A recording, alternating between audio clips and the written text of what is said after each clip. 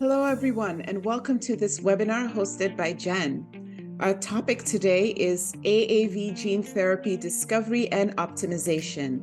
Today's webinar is sponsored by WuXi AppTec. Thanks so much for joining us today. I'm Uduak Thomas, Senior Editor with Jen, and I'm delighted to be your host for today's webinar. We have two speakers today. You'll hear from Dr. Wei-Heng Su, Head of AAV Oxgene, a WuXi advanced therapy company, and Dr. Qiong Zhu, Executive Director for Discovery Biology at WuXi AppTec. Before we get to both presentations, let's get some background on today's topic. Gene therapies are maturing rapidly, with an increasing number of treatments gaining regulatory approval in recent years. Viral vectors, such as adeno-associated viruses, or AAVs, have emerged as one of the most used gene delivery vehicles in many disease contexts.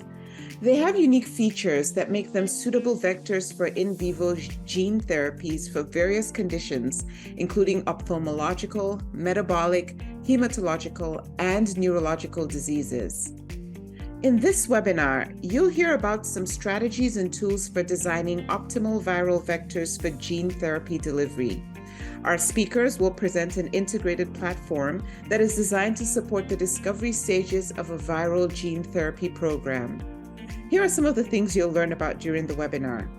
You'll learn about how WuXi AppTec can help to engineer and optimize viral vectors, including rationalized promoter design and transcription unit optimization. You'll hear about fast, scalable, cost-effective viral vector production methods that use industry-standard transient transfection, packaging cell lines, and the novel TESSA technology. Lastly, you'll learn how to utilize a range of in vitro and in vivo assays for efficacy and safety evaluation. Before we begin, a reminder that we'd love to take your questions following our main presentations. At any time during the presentations, feel free to enter your questions in the Ask a Question panel on your screen. All right, let's go ahead and get started. Good day to everyone, and thank you for your kind introduction. Our goal at WuXi AppTec is to help customers improve the productivity of their advancing healthcare products through cost-effective and efficient solutions. WuXi AppTec comprises of 5 business units which can provide integrated end-to-end services. These include chemistry, drug CRDMO, biology discovery services, preclinical testing, clinical research services, and a cell and gene therapy CTDMO. In today's webinar, our representatives from WuXi Biology and Oxgene will present the WuXi AppTec integrated discovery platform for AAV gene therapy. As more and more therapeutic developers enter the cell and gene therapy field, with an increasing number of pipeline products, there's a growing pressure and demand for tools and services to support the fast-growing field. Globally, there are currently approximately 2,000 cell and gene therapy therapeutics in preclinical or discovery phase development. The majority of those are using either lentiviral or adenoviral vectors as gene delivery vehicles. There has been a rapid growth of the cell and gene therapy industry in the last few years, and it is predicted to grow by approximately 26% compound annual growth rate over the next decade. Also, gene therapies are maturing rapidly, with an increasing number of these treatments gaining regulatory approval in recent years. Since 2017, a total of 24 therapies have received their first-time approval. We expect that there will be an increasing number of approvals in the coming years, and with our integrated platform, WuXi AppTec are best placed to run this gauntlet and help accelerate your timeline to a successful IND application and beyond. The many benefits of using AAV has made it the most popular gene delivery vehicle. It has been used to target a wide range of therapeutic areas, including rare and retinal diseases. For this reason, we will focus on AAV vectors in this webinar to illustrate our integrated platform for viral-based gene therapies. WuXi AppTec's integrated platform can accelerate time to market by supporting the customer's whole journey from discovery to full commercialization. In the discovery phase, our experts can help optimize viral production through viral vector engineering and the creation of custom cell lines. Our team can then characterize your optimized drug product through in vitro and in vivo pharmacology to DMPK and toxicology. And finally, we can take your gene therapy product through to GMP manufacturing, cell banking, and commercialization. Ultimately, our complete end-to-end solutions support pioneering companies to deliver breakthrough cell and gene therapies to the patients who need them in the fastest possible time. In this webinar, we focus on the services we provide to those in discovery and early preclinical stages. I am now going to hand over to my colleagues who can take you through each of these services in more detail.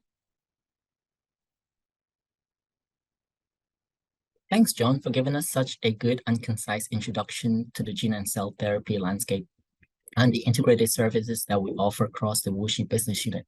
For my portion of the webinar, I'll be talking to you about our service for discovery, engineering, and production of viral vectors, and our TESSA technology platform for efficient AAV manufacture.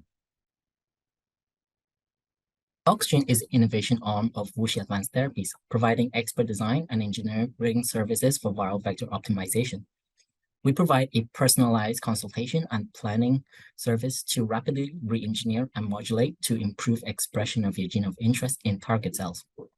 You can do this by refining your whole expression cassette from gene design to codon optimization using proprietary algorithm, assembly of modular units from gene database to DNA library and promoter generation, and screening in your cell or in vivo model.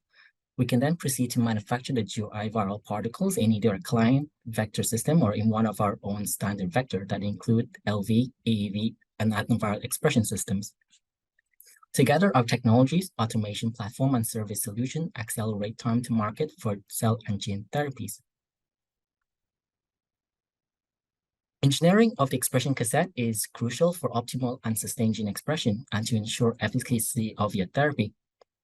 Designing the perfect gene expression cassette can sometimes be challenging because in many ways it can be difficult to predict and often take a trial and error approach to find the perfect configuration. To ensure the best probability for success for our clients, our scientists at OxGene have developed a wealth of experience in DNA engineering. Our SnapFast modular plasmid system enable efficient exchange of different gene components within the expression vector. And with this platform, coupled with our extensive library of module components such as promoters and enhancer elements, we can rapidly generate a wide range of different expression constructs for testing.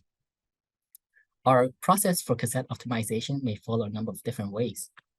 We can carry out codon optimization using OxGene's in-house algorithm, which allows us to measure codon usage independent of the gene being tested, removing complex palindromic sequences and critical splice sites. We have shown to improve gene expression when compared to other providers, and an additional advantage is that we can uniquely adapt our optimization algorithm to various needs of the client and gene expression program. We can rationally design libraries and carry out variant screening to isolate candidates that have improved characteristics such as expression or stability. These processes include using lentiviral vectors to deliver whole genome CRISPR guide RNA libraries, diverse single-chain FVs, and AAV capsid and promoter libraries. This goes without saying, finding the right promoters will allow us to fine-tune expression of your gene to the right levels and ensure a sustained efficacy, reduce off-target toxicity, and overall improved clinical outcome. Here is a quick high-level snapshot of our promoter discovery program and services. As the first step, we have developed proprietary bioinformatics which aid in the rational design of core promoters and enhance combinations to increase our chances of finding the right promoter. We can design novel promoters for custom specifications, including size, strength, and tissue specificity. We can design highly complex promoter libraries using our bioinformatics pipeline, which can be constructed rapidly and screened in targeted tissues. Here, a cis-acting regulatory sequence are synthesized and assembled into a combinatorial synthetic promoter library with barcodes corresponding to each unique promoter model. The libraries can then be packaged into LV or AAV using TESSA and then are used to transduce cells. And the cells expressed in the library are identified and isolated using FACS. Cloning and functional arrays such as transcription activity or cell specificity are then used to identify the best promoter. Here, with a relatively simple assay for the readout using firefly luciferase, which is normalized against an internal vanilla luciferase control, we can find a selection of synthetic promoters targeted to CD4 positive Jurkat cells, shown here as a percentage increase of CMV highlighted in yellow. So in conclusion, our promoter discovery program and our off-the-shelf synthetic promoters are ready for licensing and evaluation.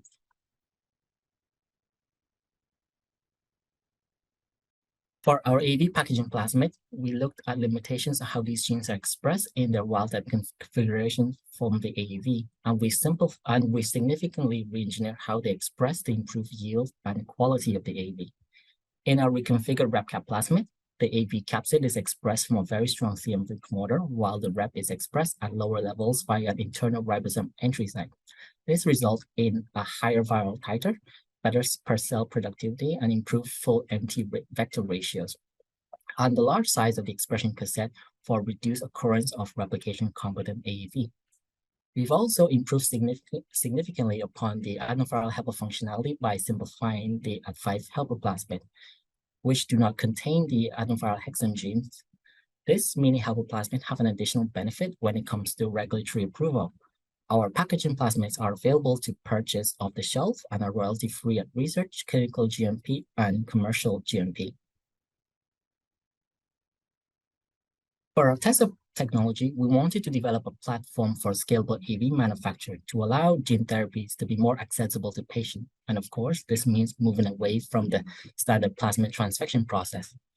We looked at the adenovirus as it is the most natural helper for AAV replication, generating high-quality AAV in nature.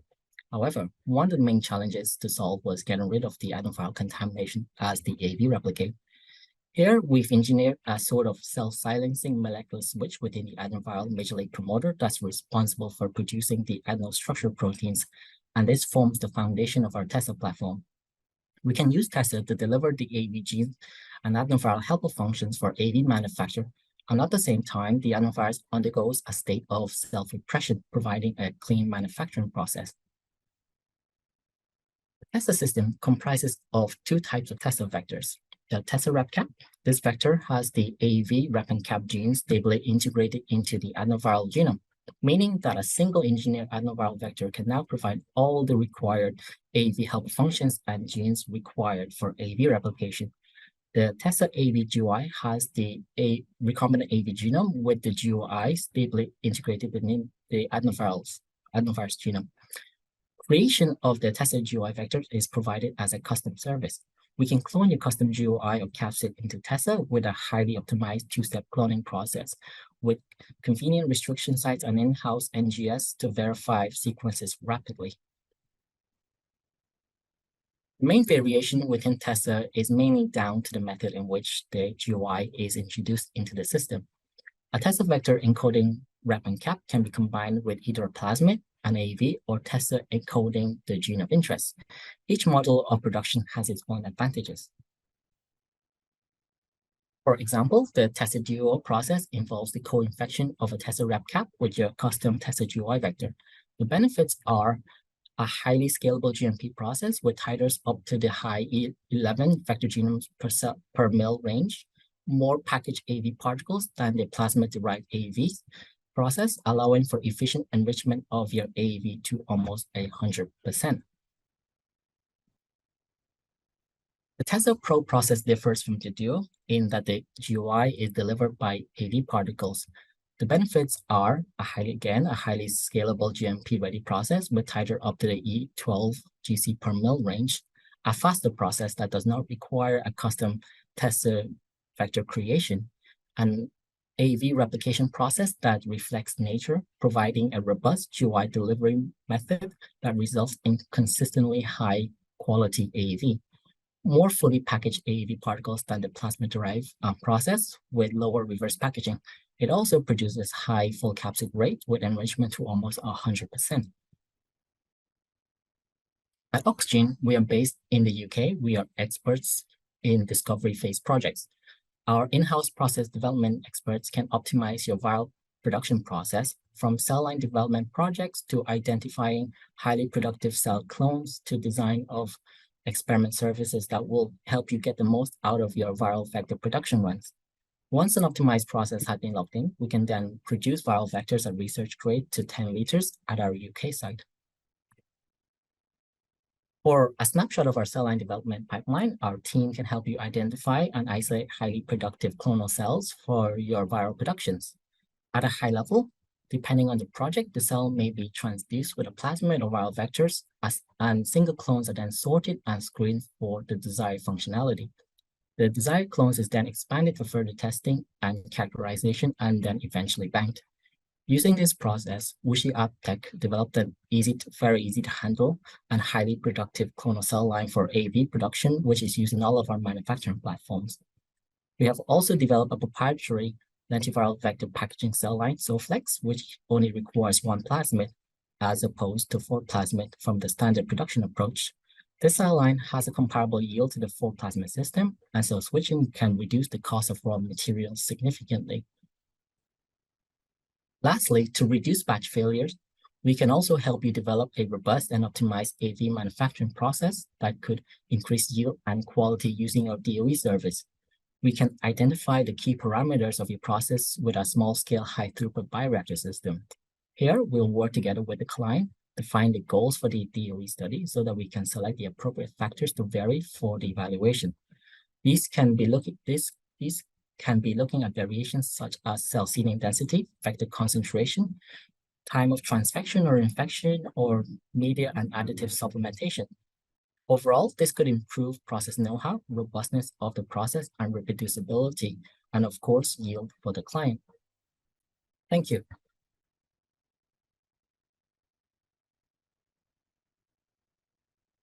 Thanks for Wei-Han's detailed introduction about our capabilities on AAV vector engineering and the TESSA technology. This is Chung from WuXi Biology. Next, I will talk about our in vitro and in vivo capabilities and share our experience on AAV drug discovery and development.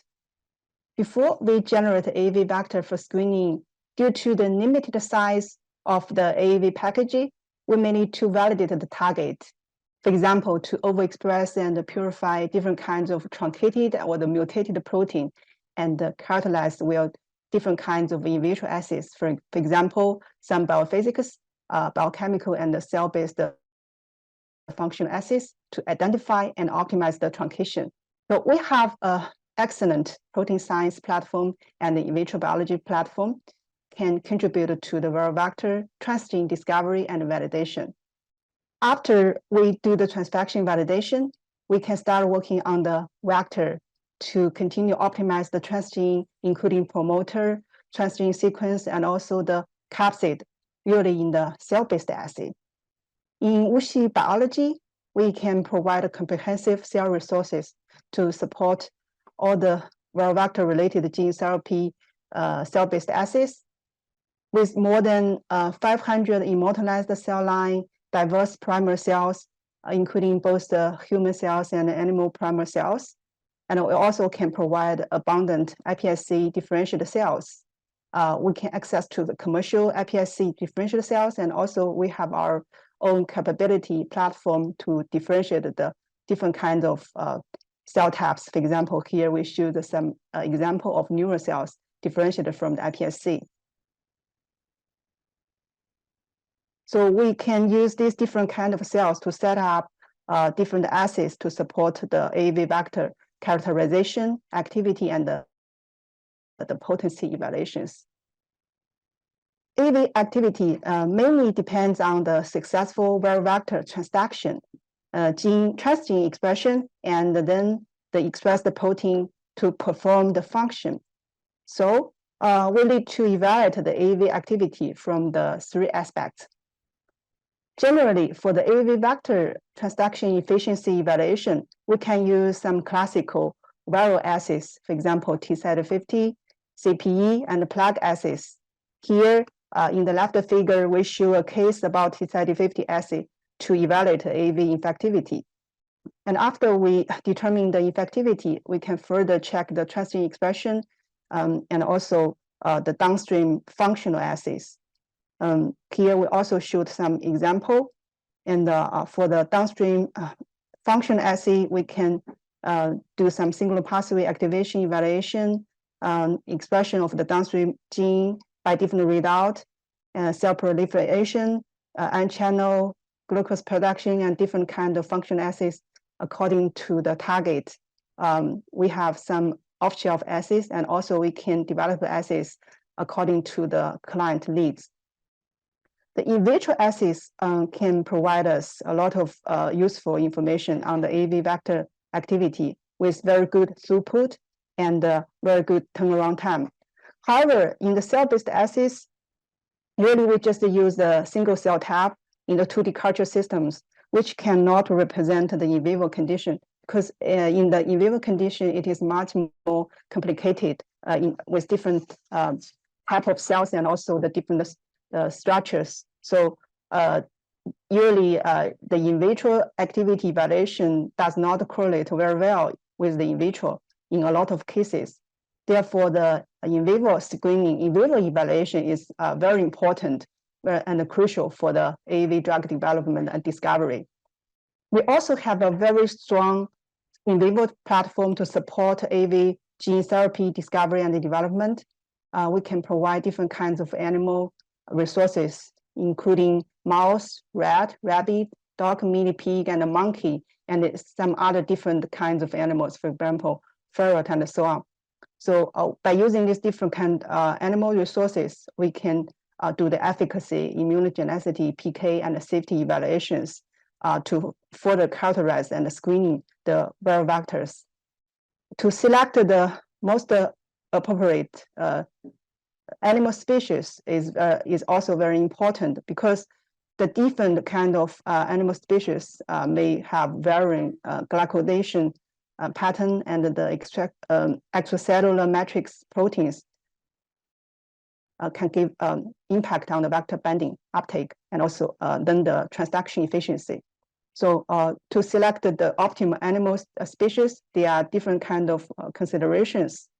Also some general principles. For example, comparing with the large animals, mouse is relatively short breeding time, and the cost is lower, and we can generate the genetic disease model with mouse very, very easily. So usually we can use mouse for the early stage vector screening and the efficacy evaluation.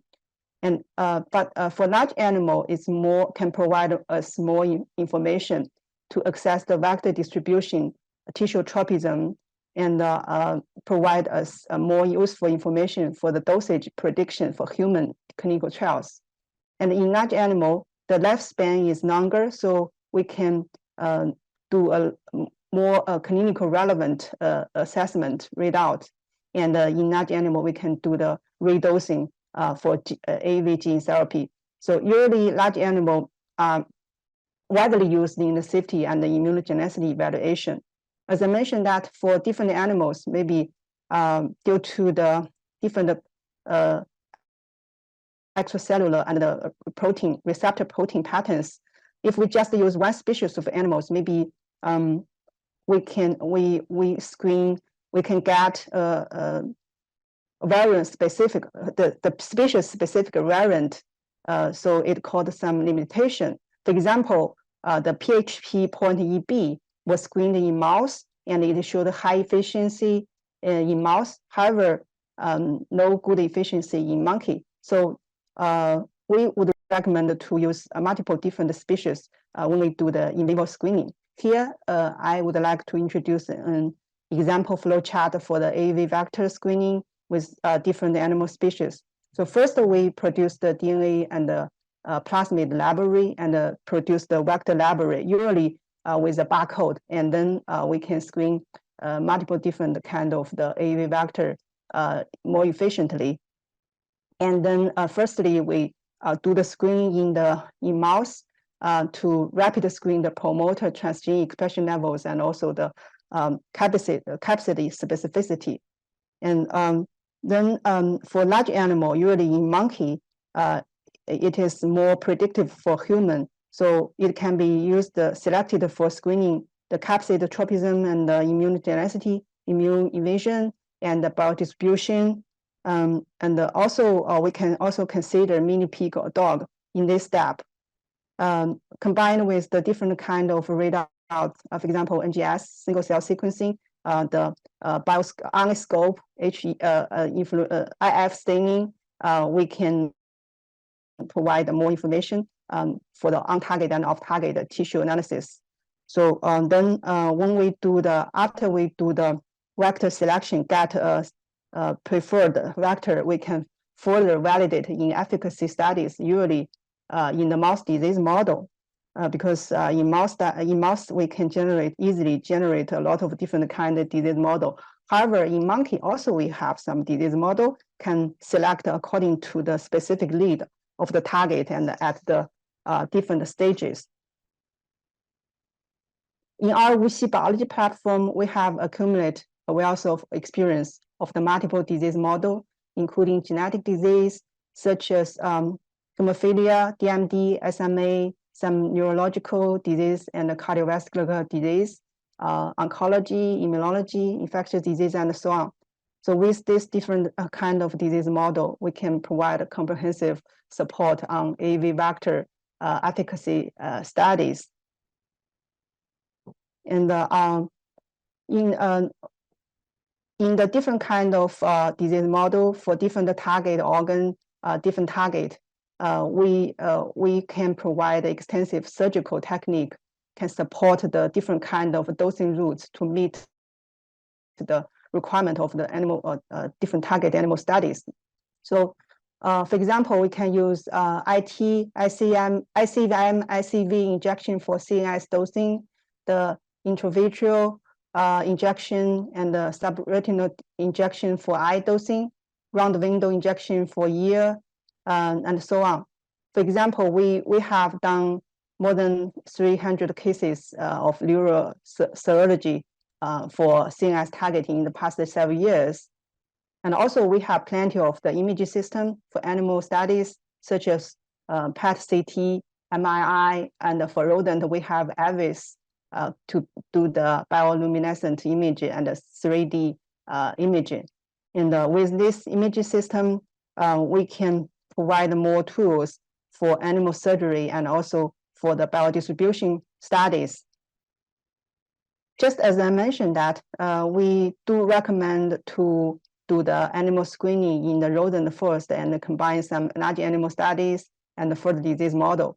And actually, before we do the vector library production for screening, we can also just use the plasmid library for some pilot studies, mainly focus on the promoter and the transgene expression evaluation. Here we showed cases for rapid screening with transgene in mouse by HDI for the liver targeting vector. HDI means the hydrodynamic injection is to inject plasmid DNA via the tail vein in very short time, usually the 5 seconds.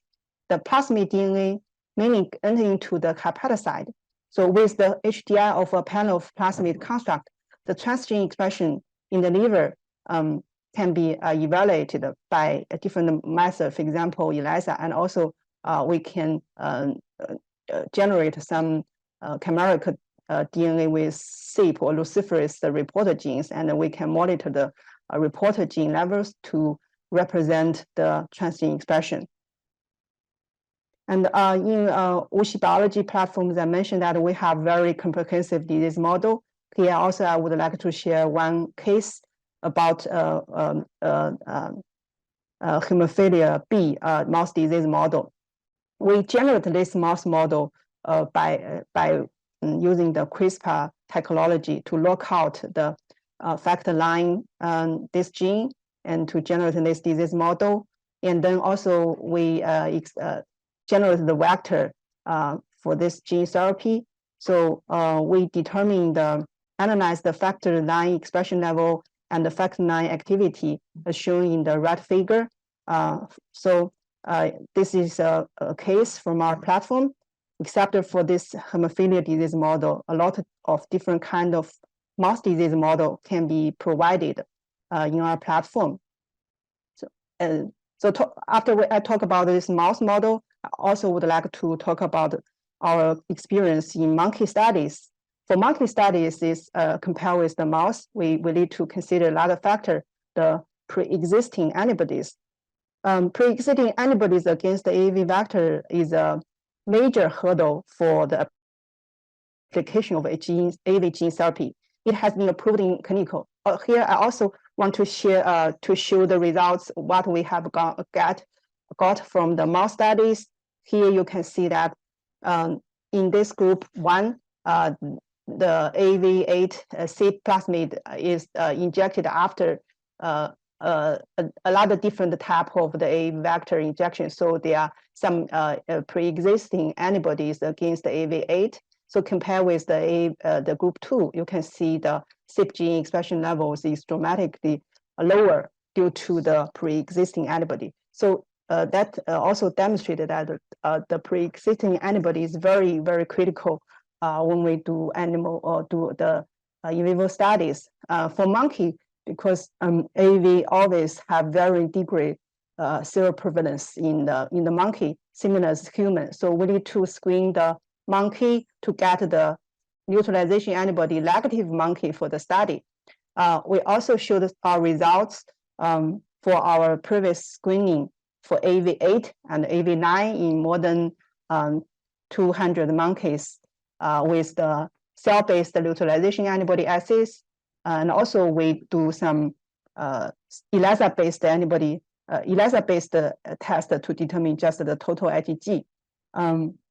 So the results show that the neutralization antibody and antibody of the AAV is different between different serotypes. The conclusion is that for AAV monkey studies, we need to do screening. However, I would like also mention that actually for some special dosing route, for example, the intraparenchyma administration, the neutralization antibody is very low risk, and also for some novel capsid, also because the existing antibody is against the natural AAV serotype. So usually for the novel capsid, this is also a low risk. So we need to comprehensively to consider the influence of the pre-existing antibodies combined with the specific raw vector serotype and also the dosing route, etc. Actually, except for the pre-existing antibody, we also need to consider, when we do the animal screening, we need to consider general health and also some other factors. For example, for CNS dosing, we need to get the MRI data to know the dosing volume. And also for gene editing AAV therapy, we need to collect some sleep data before we run the study.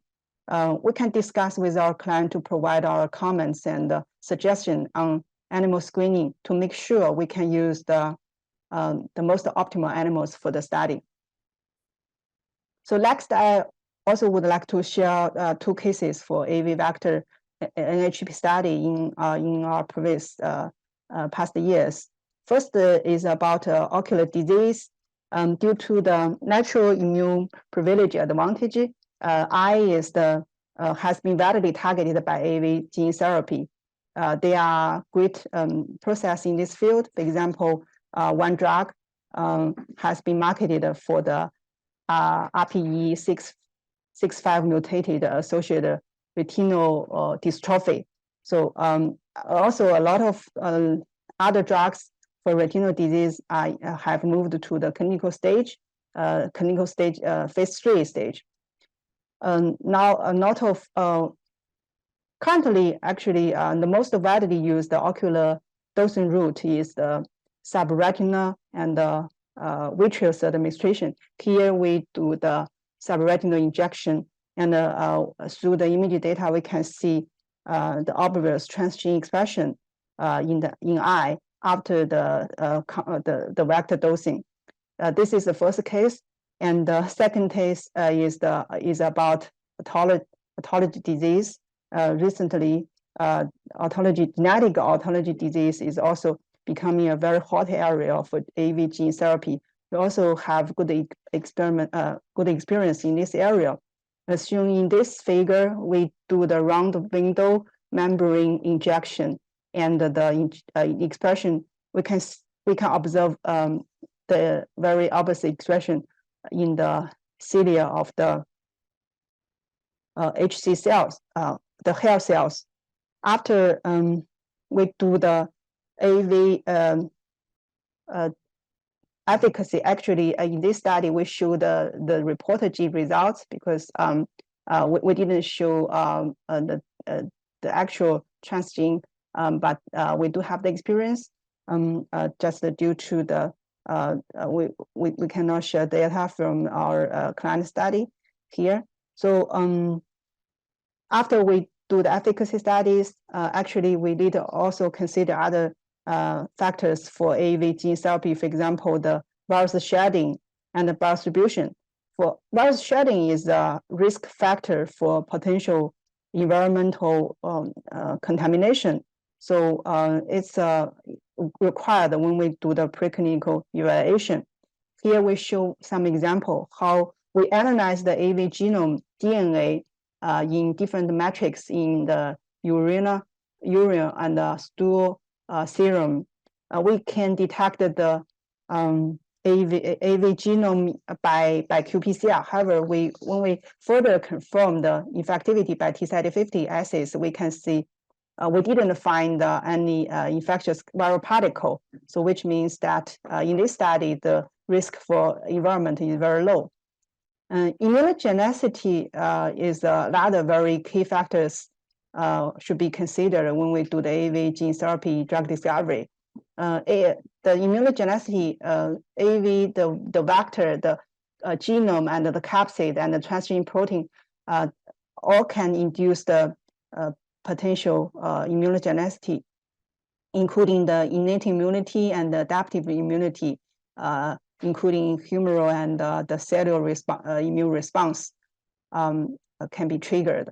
So the immune response also varied between different kind of dosing route and the frequency of the dosing. It can be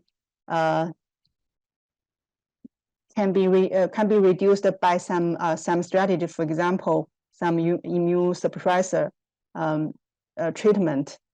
So because the immunogenicity will cause some issue on the efficacy and also on the toxicity, we need to carefully monitor the immunogenicity in the preclinical and also in the clinical stage.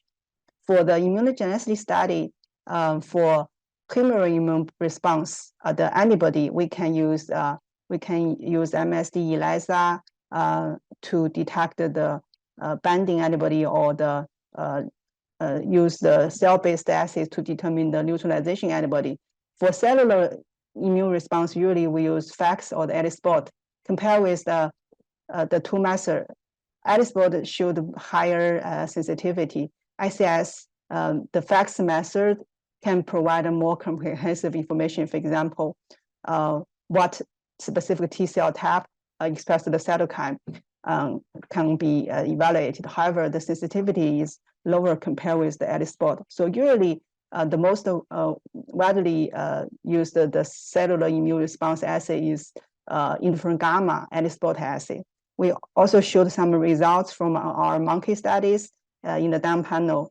Neutralization antibody in the cell-based assay, IgG binding in plasma by a ELISA method. We coded the virus to the ELISA plate and determine the IgG, AAV specific IgG. And for this T cell response, we use the AAV capsid specific peptide pool to stimulate the PBMC isolated from the monkey mouse, monkey blood, and monitor the AAV T cell response. And in this study, there's no significant increase compared with the baseline. So this just some showcase for our experience. Except for this cytokine, for this neutralization antibody cellular immune response, actually we also need to monitor the inflammatory response in early tox studies. The inflammatory response can be related to AAV vector capsid, including, for example, interferon gamma, TNF-alpha, and so on. Also, we need to monitor the T immune cell changes. For example, TBNK, it's a regular immune cell subset we need to monitor. and we need to also to check the immune cell infiltration can be determined by HC. We show some results here, and we can also detect the cytokine in the local injection site. Here we show some results of the aqueous humor cytokine induction from one mouse study one monkey study. So for the different kind of animal studies, we need to analyze different biomarkers. We have very comprehensive platform can support the animal studies, efficacy or the immunogenicity, and the early tox studies. We have genomics platforms, protein platforms, LC platforms to meet the different kind of needs. Except for the preclinical capabilities, we also have a CAP certificate. The College of American Pathology certificate lab can support the clinical sample testing, including the human genomics, PK/PD, immune response analysis shown here. In addition to the AAV vector, actually, we also can provide extensive capabilities for other viral vectors, including lentivirus, adenovirus, HSV, vaccinevirus, and some other different viruses. So this 5 viral vector are our routinely run viral vector can be, because due to the package size of different vectors, the infection host difference, immunogenicity, and the targeted transgene expression duration difference. So the different vectors can be used for different scenario, for different purpose. For example, the HSV may be more suitable for oncolytic virus. Adenovirus is more suitable for vaccine. For different vector, gene vector, we need to use different technology for the gene manipulation. For example, for the HSV, it has very big genome size. So we need it is very challenging to make the recombinant HSV. Our team has established a very good method platform to use back system combined with CRISPR system to generate a recombinant HSV for different usage. So with our excellent knowledge in the different kind of viral vectors, and we can do the viral genome modification. We have successfully used the different vectors for different applications. In summary, our platform can provide integrated biology service solution for different kind of viral vector-based therapies or some other application. So we can cover from the vector characterization, in vitro and in vivo validation, from preclinical to clinical stage for different kinds of viral vectors. So that's all for my today's introduction. Next, I will give back to the host. Thank you, Weiheng and Jiang, for the presentation. In conclusion, we have been focusing on the discovery stages, but we would like to highlight that we can continue to support your projects through development, manufacturing, and commercial. For manufacturing, WuXi AppTec has established platform processes and can support technology transfer and process development for plasmid and viral vector productions. Also, through our integrated testing service, we can offer either platform analytical assays or develop your custom analytical assays, or a combination of both. We can also offer regulatory support through our regulatory affairs team.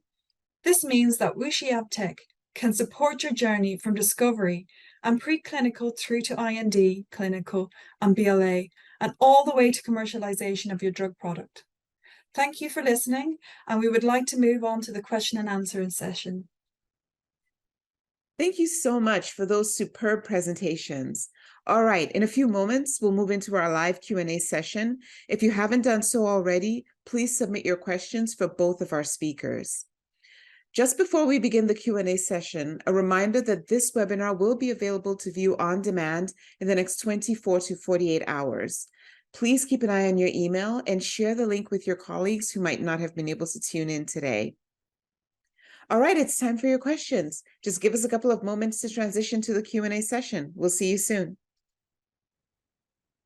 Hello, everyone, and welcome to the live portion of today's webinar. Thank you so much for joining us, where all our speakers are here and ready to take your questions. A quick reminder that if you haven't done so already, if you do have a question, please go ahead and enter it in the Ask a Question panel on your screen. We'll be on here for several minutes taking live questions, so please don't hesitate to ask your question if you have one. Welcome to our speakers. Thank you so much for being here. I'll jump right in as we have quite a few questions here, and hopefully more will be coming in. So I'd like to start with this question. Regarding the TESSA platform, since rep gene inhibits adenovirus replication, can you explain a little bit more about how you work around this issue to get good yield for the adeno-rep-cap virus? And the second part of the question is the rep gene sequence native to AAV2 or codon changed? Who would like to take this one? Dr. Zhu, maybe we can start with you. I'll take this one. Thank you. Absolutely. Cool. Thanks. That's a great question. Yeah. I guess to start off, let's try. Obviously, rep is very toxic to adenovirus. And the virus has evolved multiple mechanisms to inhibit adenovirus replication from a DNA perspective, and from the activity of the protein itself. So to make the TESSA vectors and to encode the rep stably, it's gone through quite a lot of iterations in molecular engineering. We played around with a lot of internal promoters, but what we find worked very well is being able to modify the internal P19 promoter. We've also significantly engineered the N-terminal or the C-terminal of the rep gene in terms of codon optimization to make it, less inhibitory to the adenovirus as it replicates. So from there, we do use an AAV2 rep. But in terms of the sequence itself, the amino acid is the same. But from the DNA side, there has been work in terms of codon de-optimization to reduce the levels of the rep protein itself by an engineering perspective. Excellent. Thank you so much. We have another two-part question. Do you offer any ITR variant design optimization and testing services? And the second part of that question, can doing so help improve AAV production when using engineered capsid designs and or have an impact on payload expression independent of promoter selection? And I'm happy to, if we want to answer one, and then I can ask the second part again because it's a bit long. So maybe we start with, do you offer any ITR variant design optimization and testing services? And anyone would like to take that one?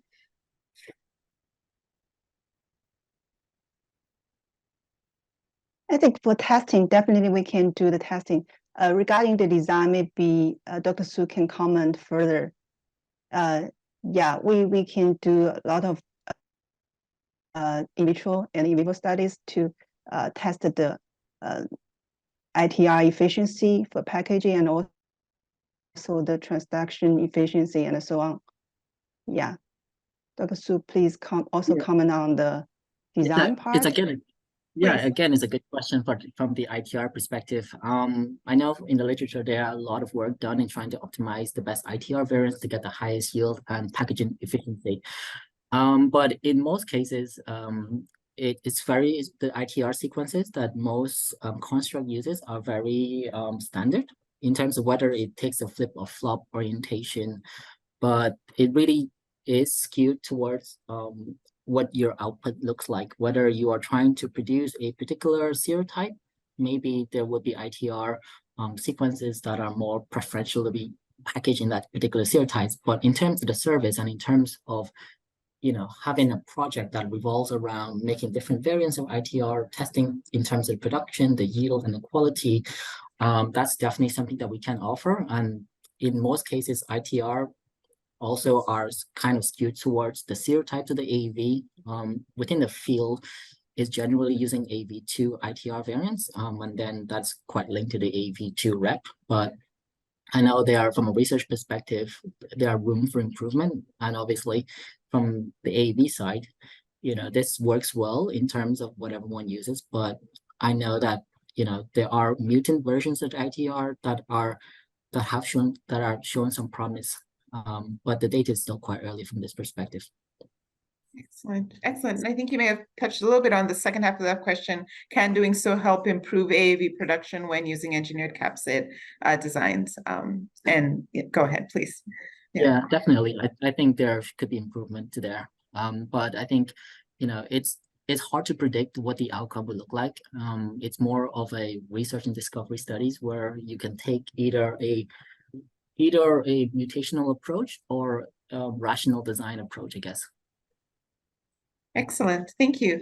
And just a reminder to our audience, we're taking questions live. So please, if you do have a question, go ahead and enter it in the Ask a Question panel on your screen, and we'll do our best to get to your question in this time.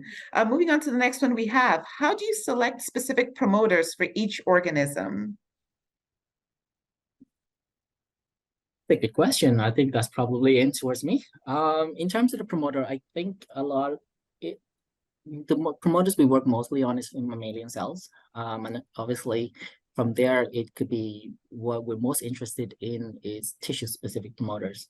And obviously, within different cell types, there are transcription factors that are more active in particular cell types and they're less active in others. So it's sort of really depends on what you're looking to do, whether you want a promoter that are more skewed toward a particular cell types, then obviously what our pipelines and process we go through is in terms of sequencing the cell, identifying what transcription factors may or may not be overexpressive in that particular cell line, and then designing an algorithm where we can be able to fit the different pieces or elements together to form the core promoters and the enhancer element to really produce a promoter that is skewed towards your output. But in terms of organism, this is quite a broad question. And we do work on promoters that are bacteria, but in terms of for the gene therapy purpose, we do work more on mammalian promoters.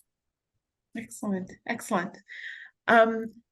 Staying on the TESSA platform, how are the TESSA vectors manufactured?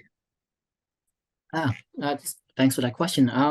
So it starts from the DNA side, and from TESSA, there is, depending on the platform itself or the variation of the platform, you can be the TESSA Duo process or the TESSA Pro.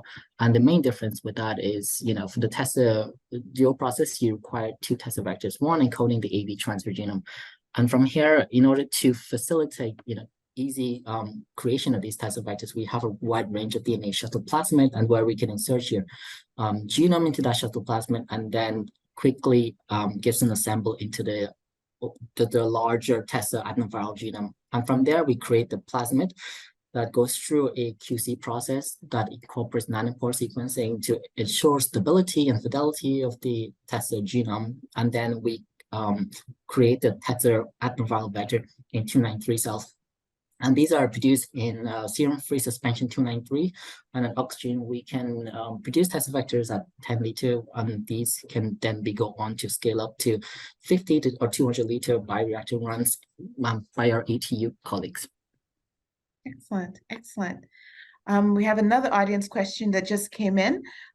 Is there adjuvant suitable to mitigate the immunogenicity of the virus cargo? Yeah, there are a lot of different optional choice to modulate the immunogenicity of the virus cargo, but really to test, it is a possible way, but I think we need to carefully evaluate. And for immunogenicity, actually is very complicated. And there are a lot of different risk factors, including from the transgene, the capsid, also the impurity of the AAV final product, and so on. So I would say that it's a choice, but we need to carefully evaluate this issue. Yeah. Absolutely. Thank you. Thank you. All right, I'm going to come back to the TESSA platform again. Another question there. What methods do you normally use to monitor contaminating residual ADVs from the TESSA platform? Good question. We use multiple different assays, and obviously the TESSA platform is sort of designed to eliminate residual adenovirus as we produce the AV in the 293 cells. So an easy and crude way that we normally would measure is by qPCR or ELISA in terms of picking up the viral adenoviral particles. But the more sensitive method is what we use a cell-based residual infectious adeno assay. And this is capable of picking up, single infectious adenovirus from your AV drug substance. So, and essentially it's having your AV drug substance and sampling it around a large amount of cell, quite a laborious assay, but sampling in a large amount of T flask, and then proper passaging the virus just to see whether any of the adenoviral vector will grow out. And obviously the assay itself is carried out in the presence of doxycycline, and that's the molecule inducer that allows the TESSA vectors to propagate. So it's an assay where we are able to pick up even a single contaminating adenoviral vector. Excellent, excellent. Next question I have: how long does it take to make a lenti packaging cell line?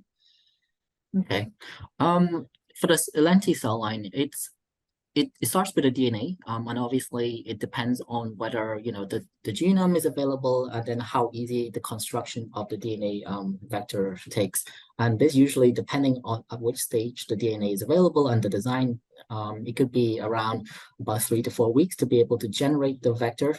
And then once we generate the vector, we transfect into our suspension packaging cell line, and from here we carry out a process of selection, and so it's ideally killing off all the cells that don't have the degradation and allow the cells to recover.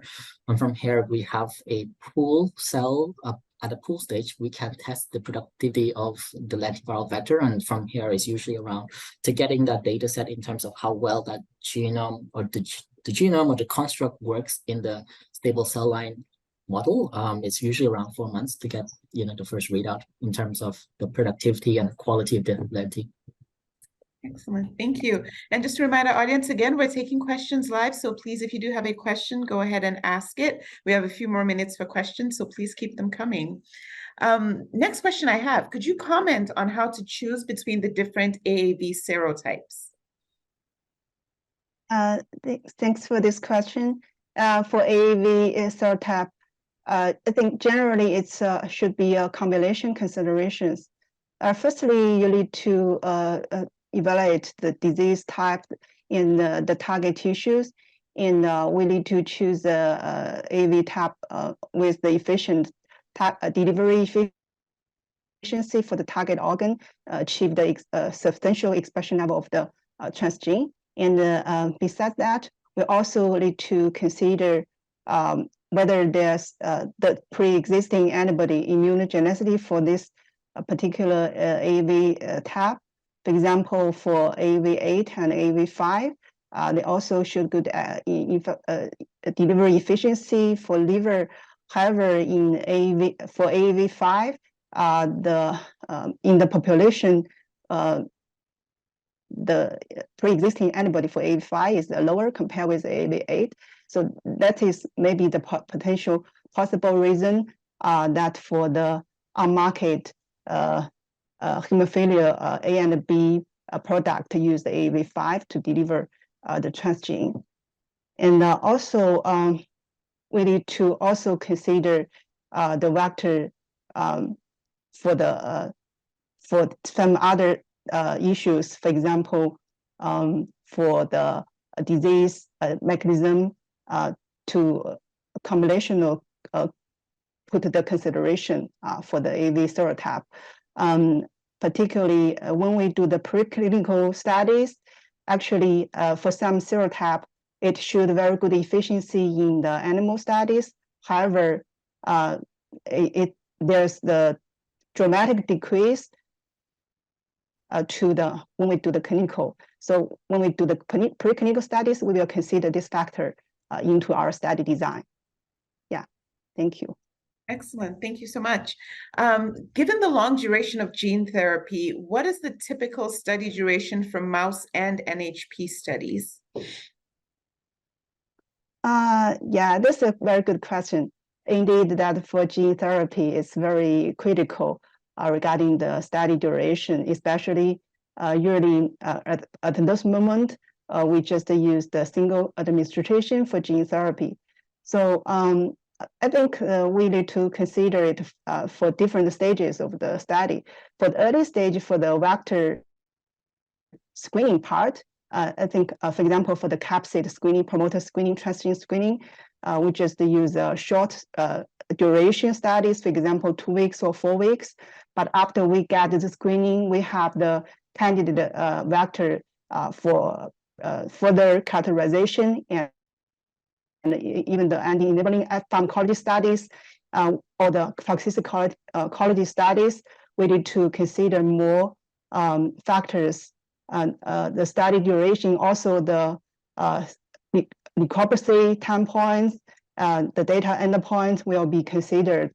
And there are some guidance from the different agency.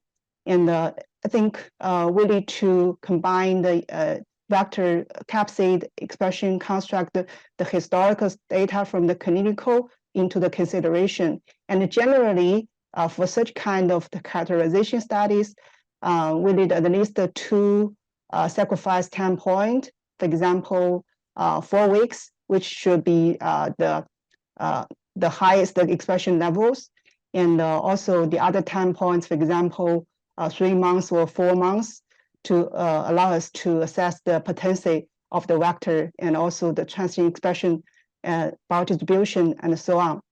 Yeah. Excellent, excellent. Thank you. We touched on immunogenicity briefly before.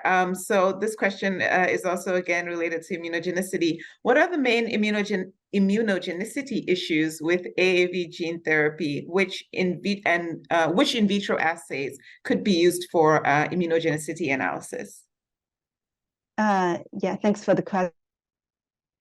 For immunogenicity, for AAV product, there will be potential pre-existing immunogenicity and also the immunogenicity induced by the vector. For the pre-existing immunogenicity, we mainly consider the pre-existing neutralization antibody, which will have the impact on the transduction efficiency and also the durability of the vectors. And there are also some potential to have some increased response after the vector is dosed. So there will be some correlation with the adverse effect. So this is about pre-existing immunogenicity.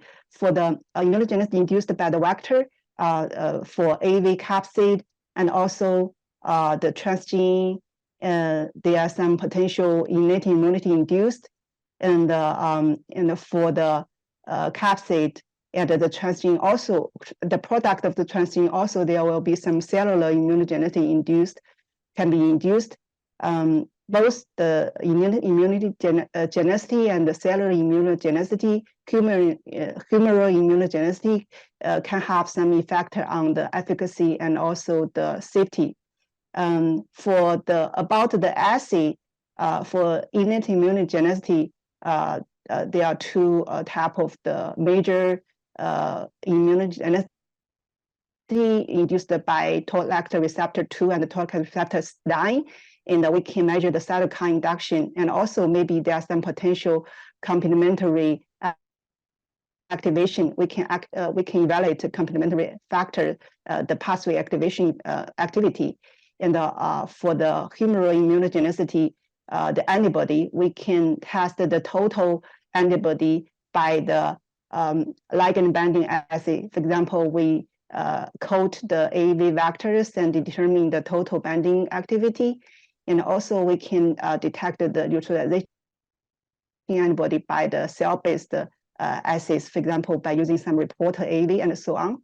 And for the cellular immunogenicity, we recommend to use ELISpot, which is more sensitive. And also we can use ICS. We can get more comprehensive data for different cell subtype. This is for the in vitro assays. And also I want to add share one case for I think for the hemophilia B, the factor 9.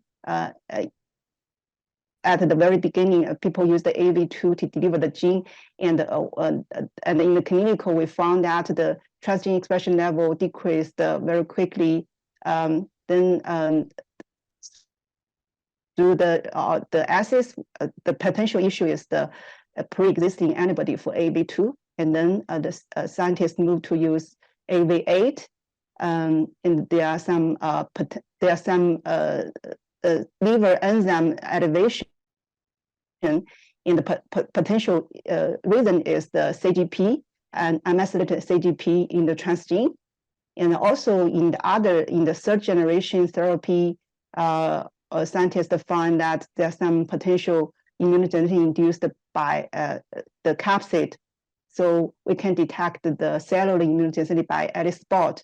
So now in the clinical studies, usually we need to monitor the neutralization antibody or the total antibody for at least 1 year. And for the cellular immunity, we also need to monitor it for more, about 1 year, usually by ELISpot method. Excellent, excellent. Thank you so much. That is all the time we have for today's webinar. As mentioned, this webinar will be available to view on demand shortly. Please keep an eye on your email. You should get a link within the next 24 to 48 hours. So you can always come back and watch the webinar once again, or you can share it with your colleagues who might not have been able to join us during this live conversation today. I'd like to thank our speakers, especially for being here, for their great presentations and for taking time to answer our questions. Thank you so very much. A special thank you to our sponsor, WuXi AppTec, for sponsoring this event. And I'd also like to just quickly shout out the Gen Multimedia team for hosting this event. And that team is made up of Liana Jabs, David Mosley, and Hannah Turner. They are the ones who make all this possible, so thank you so much to them. And then many thanks to you, our audience, for being here today and for asking great questions. For everyone at Gen, I'm Uduak Thomas. Thank you and goodbye for now.